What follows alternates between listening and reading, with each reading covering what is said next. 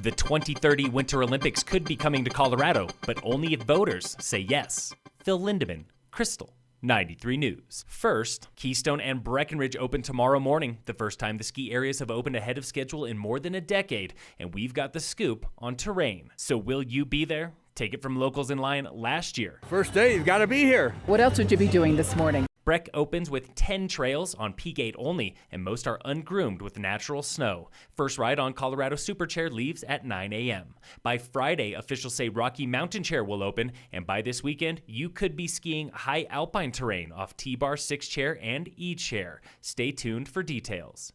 Keystone opens with 3 trails and no top-to-bottom skiing. First ride on the River Run Gondola is at 9, with downloading from the Midload station only. On Friday, North Peak opens with groomers on Prospector and Lower Mozart. You can access North Peak by the Outpost Gondola.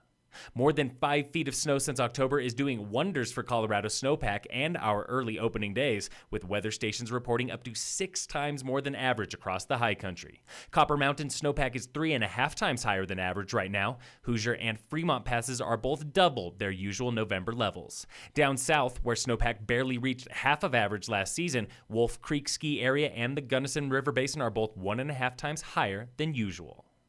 Colorado officials still want Denver and our I-70 ski areas to host the Winter Olympics in 2030, but first, residents must vote on it. That's one of several takeaways from a report released last week by the Statewide Olympic Exploratory Committee. Residents and mountain town officials also want private funding for the games, not public taxes, and a guarantee that infrastructure like roads and athlete housing will benefit the public when the games leave. Another concern is I-70 congestion and traffic. Officials say travel upgrades must begin by 2020 for a bid in 2021. The Exploratory Committee met with residents and governments in Summit, Eagle, Routt, and Pitkin counties, plus others. Find the final report online at denver.org.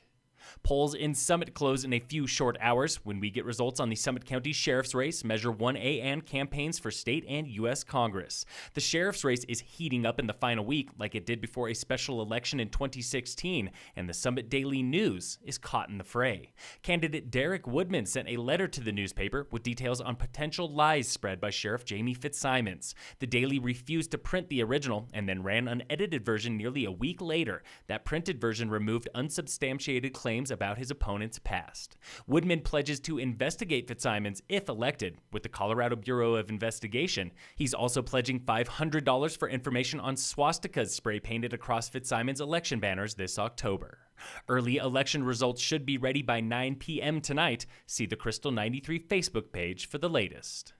In sports, all Colorado teams have the night off. The Avalanche and Nuggets are back in action tomorrow. And in local sports, brought to you by American Family Insurance, the Weiss Agency, Summit Girls Rugby chases an 11th consecutive state title this weekend in Colorado Springs at the State Sevens Tournament. Phil Lindeman, Krystal, 93 News.